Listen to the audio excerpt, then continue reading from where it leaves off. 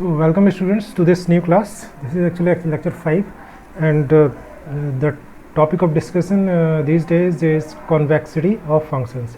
So we are learning in these classes that how to determine whether a function is convex or concave.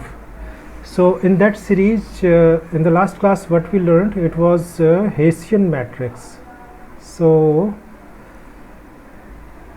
now another step that we have to learn is to calculate eigenvalues of this matrix. So actually this mathematical thing you already know, actually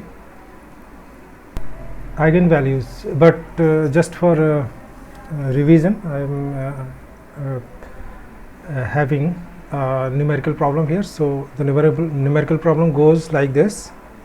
So this is a very simple example in which you have to find the eigenvalues of the matrix, given matrix A, and the matrix is like this.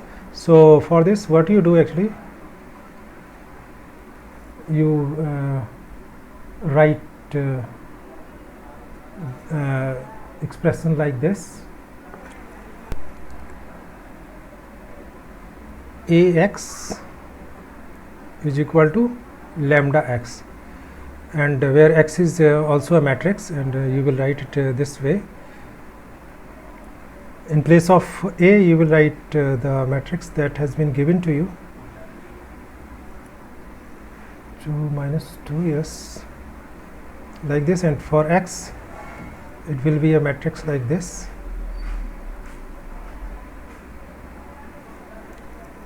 So you can learn more about this technique in the mathematics book. So this is your equation that you have to solve. Now what you will do, that you will get two equations out of it. How? First you will if you will multiply these two matrices, this matrix and this matrix, you have to multiply these two matrices. So if you will multiply the matrix, you will get one equation like this, that first 5, this minus 5 will be multiplied with x1, so you will get this, and after then this 2 will be multiplied with x2, like this, and then for the right hand side you will get lambda x1, you will multiply this with this, and for the so this way you get equation 1, and another equation you will get, you will multiply this with this x1, then 2x1, and now minus 2, this will be multiplied with x2, and now you will get lambda x2. So this is equation number 2. So now what you can do is that you can take this equation 1 and you can manipulate it like this, bring x1 to the left hand side, and you will be left with here x2 and is equal to 0. And another equation, this equation you will get 2 minus lambda, 2 not 2 minus lambda, but sorry for that, actually it is 2x1, and here you will get for example minus 2 and minus lambda, x2 is equal to 0. We have to bring the plus sign always, because we are going to convert these two equations into matrix form. So what will be the matrix form of this? This way you will write. You can easily understand this.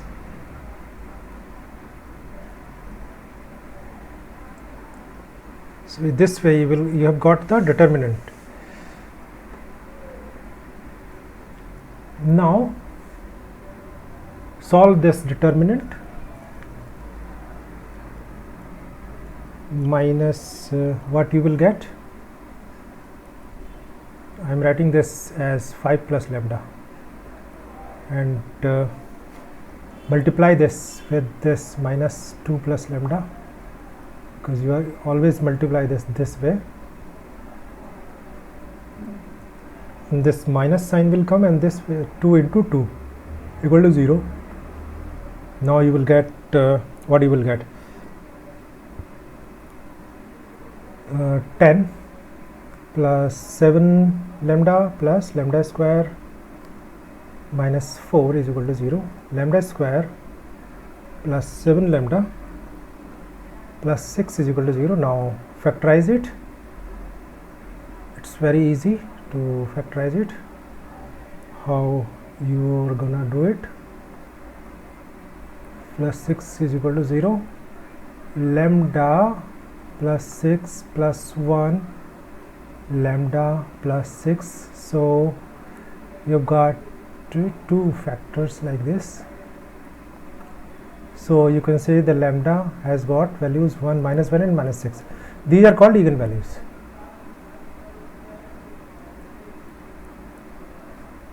So this matrix has got two eigenvalues, that is minus 1 and minus 6, and the procedure you can see very well here. This has been done for that. Or if you want to do some quick calculation, then you don't have to have all these steps like these equations.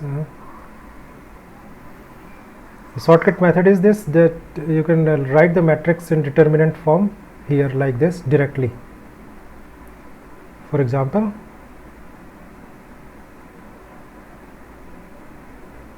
this form you can write like this: minus 5 minus lambda here this way, that is this, and you will write this thing as it is, this thing as it is. Here you do minus lambda and then make determinant of it and have it equal to 0, and then you can solve it. So that is also kind of shortcut. So this way you saw how we will get the eigenvalues of a matrix. Now I would like to tell the use of all these things. So here you see the page of the book, and here you can say that for a multivariate function, that is x1, x2, x3, xn are the variables of that function, the nature of convexity can best be evaluated by examining the eigenvalues of fx as shown in table 4.1. So this way, this is your function and its Hessian matrix is Hx, and after then you will calculate the eigenvalues of this Hx. Then if the eigenvalues are all positive but not equal to 0, then you can say that your function is strictly convex. And at this when the values are like this, then the Hessian matrix is called positive definite. And after then you can read the book to get the idea of what is the difference between strictly convex or convex, like that. And if the value is positive or equal to 0, then your function is convex. Or if your value is less than 0 or equal to 0, then your function is concave. And if it is less than 0, that is negative, these values are negative, then you will call your function to be strictly concave. This way you can very well find the values, eigenvalues, and then determine the convexity. So here is example 4.4, determination of positive definiteness of a function. Classify the function. This function is given to you, and you have to classify it here, that in what categories it is coming. So these are all actually categories of this Hessian function, Hessian matrix, based on these eigenvalues. So what they have done, that they have found the Hessian matrix like this, and after then they have calculated the eigenvalues of H, and they have found that these are 7 and 1. So these are all positive but not 0. So you can say that it is positive definite and strictly convex. And after then the same one more example you can see, and it is repeat this example for this function.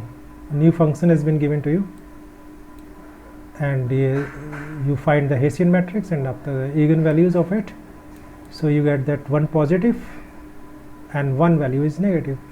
So this is between one negative and one positive, you can say. So and in table 4.1 you can say that there is nothing like that case, that positive and negative both. So you can say that no you can say that no maxima or minima exists for this function. So we conclude that no unique extremum exists. And after then one more example, Hessian matrix comes 0 0 everywhere like this. So it is not both convex and concave, so it is actually a straight line. So a straight line cannot be concave or convex, or you can say that it is both convex or concave. And one more good example is this. So we can now do, when you have understood the, you can read these examples and very well you can solve these problems. And if there is any confusion, you can ask me in the class. So this way we conclude our class, today's class, and we have covered here how to calculate convexity or concavity of a function. So thank you very much.